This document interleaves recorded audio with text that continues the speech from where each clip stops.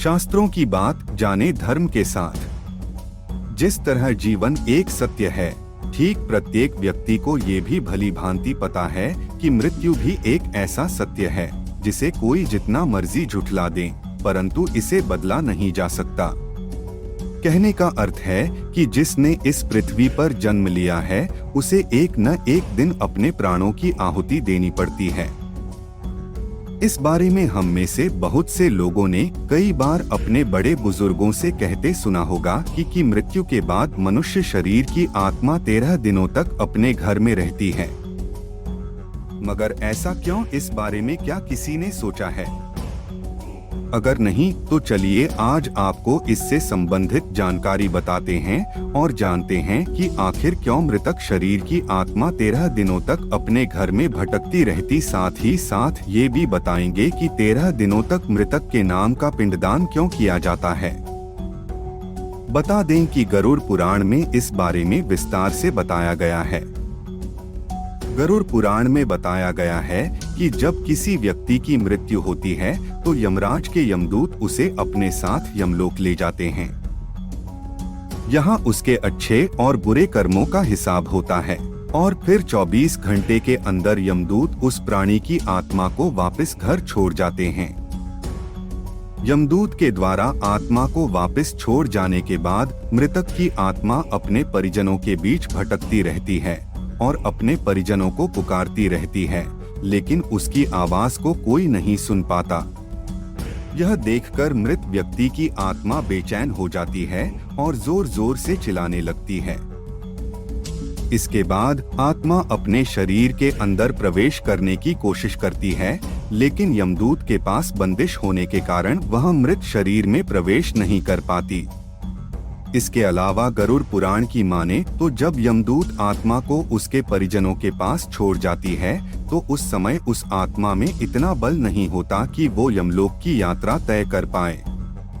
गरुड़ पुराण के अनुसार किसी भी मनुष्य के मृत्यु के बाद जो 10 दिनों तक किया जाता है, उससे मृतक आत्मा के विभिन्न अंगों की रचना होती है और जो 11वें और 12वें दिन पिंडदान किया जाता है, उससे मृतक आत्मा रूपी शरीर का मांस और त्वचा का निर्माण होता है और जब 13वें दिन 13वीं की जाती है तो उस दिन मृतक के नाम का पिंडदान किया जाता है। उसी से ही वो यमलोक तक की यात्रा तय करते हैं।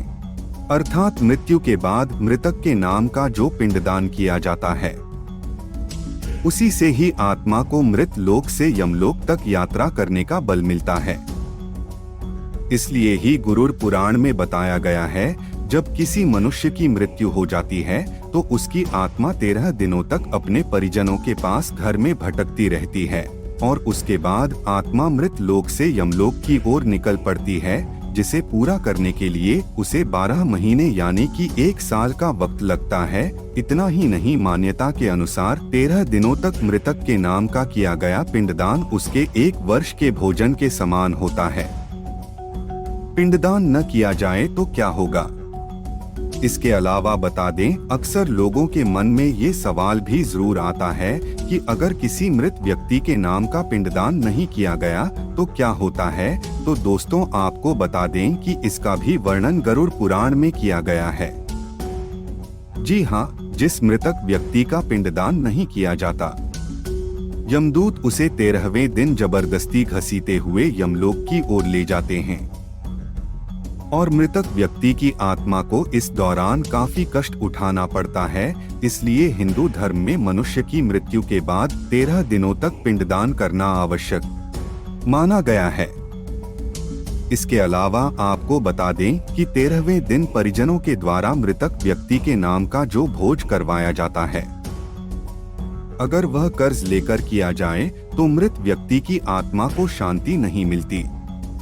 इतना ही नहीं, गरुड़ पुराण में यह भी बताया गया कि जो व्यक्ति जीवित रहते हुए अच्छे कर्म करता है, मृत्यु के बाद उसकी आत्मा को यात्रा के दौरान यमदूत कोई कष्ट नहीं देते और जो व्यक्ति बुरे कर्म करते हैं, उसकी आत्मा को यमदूत यात्रा के दौरान कई यातनाएं देता है और आत्मा को कई कष्ट भोगने पड़ते हैं।